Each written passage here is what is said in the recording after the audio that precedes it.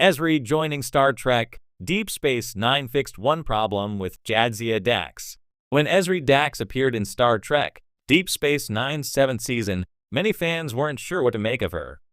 Jadzia Dax, the previous Trill host, had been with the series since the pilot and had developed into one of DS9's most beloved characters.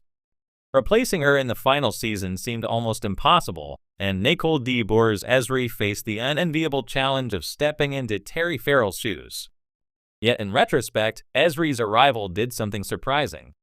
Instead of being a cheap replacement or a hasty patch after Jadzia's shocking death, she actually resolved a subtle problem that had been lingering with Jadzia's character all along. Ezri didn't just continue the Dax legacy, she reframed it. By doing so, she added new layers to DS9's themes of identity, memory, and belonging.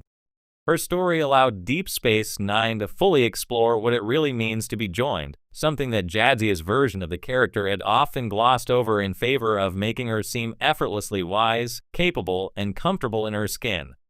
In short, Ezri Dax made the symbiont concept more human, more fragile, and, ironically, more believable. The Jadzia Dax problem. To understand what Ezri fixed, we need to look back at Jadzia. From her first appearance, Jadzia Dax was defined as serene, intelligent, and deeply experienced. She was the Trill ideal, a confident, brilliant scientist who carried centuries of wisdom from the Dax symbiont. The writers often leaned into this aspect, portraying her as someone who had mastered her identity as a joined Trill. But in doing so, Jadzia sometimes became too polished. Her command of her multiple past lives was almost effortless. Unlike later depictions of Trill hosts, like Riker in TNG's The Host, or even Curzon in flashbacks, Jadzia rarely struggled with conflicting memories or clashing impulses from her symbiont's past. Her greatest conflicts often came from external sources: her romance with Worf, her Klingon friendships, her role in the Dominion War, rather than from the central conceit of her character, being joined. The show occasionally gestured at the complexity of Jadzia's inner life.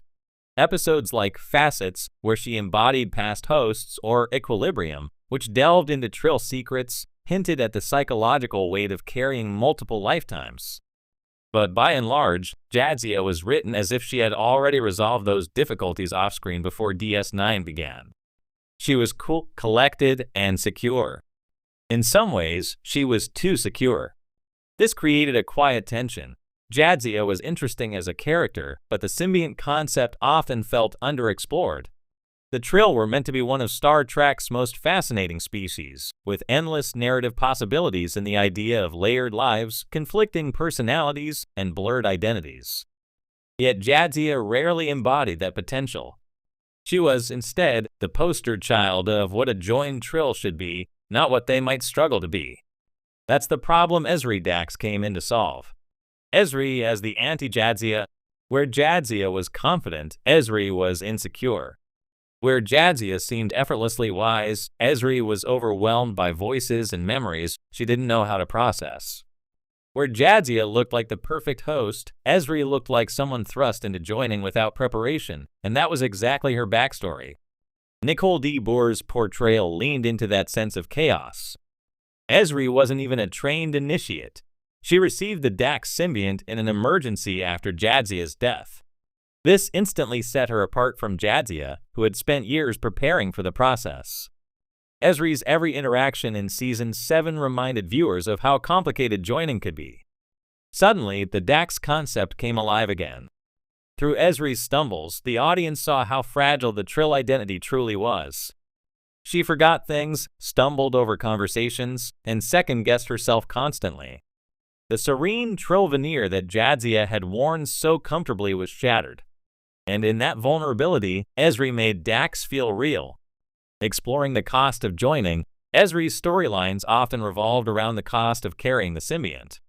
She dealt with intrusive thoughts from past hosts, struggled to maintain her individuality, and questioned whether she was truly Ezri Tygan anymore or just another in a long line of temporary bodies for Dax.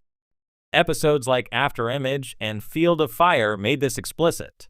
In After Image, Ezri wrestles with her sense of belonging on DS9 and whether she can ever be seen as more than the new Dax. In Field of Fire, she deals with the dark impulses of a violent past host, showing just how much psychological baggage comes with being joined. These stories gave the audience something Jadzia rarely did, a sense that joining is not just an honor but a burden. This reframing was essential. The Trill weren't meant to be flawless paragons of wisdom. They were supposed to embody the messy fusion of multiple lifetimes and identities. Ezri put that messiness front and center, repairing the crew's dynamic. Ezri didn't just fix Jadzia's characterization problem, she also repaired DS9's crew dynamic in a surprising way. By Season 7, the main cast had all become veterans, seasoned officers, hardened warriors, or leaders scarred by the Dominion War. Everyone had, in a sense, leveled up. That left little room for vulnerability or inexperience. Ezri filled that gap. Her awkwardness, uncertainty, and struggle to find her footing made her relatable in ways the other characters no longer were. She asked questions, made mistakes, and looked to others for guidance. This allowed for fresh dynamics, particularly with characters like Garrick, Bashir, and Worf.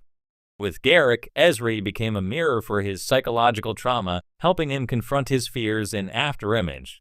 With Bashir, she gave the writers a chance to revisit his long-simmering attraction to Dax in a more innocent, less awkward way.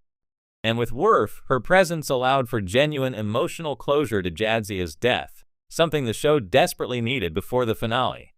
By being less polished than Jadzia, Ezri opened up new storylines that wouldn't have worked with her predecessor. Thematic resonance in the final season.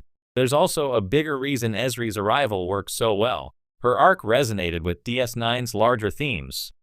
The final season was all about identity transformation and finding meaning in a galaxy torn apart by war.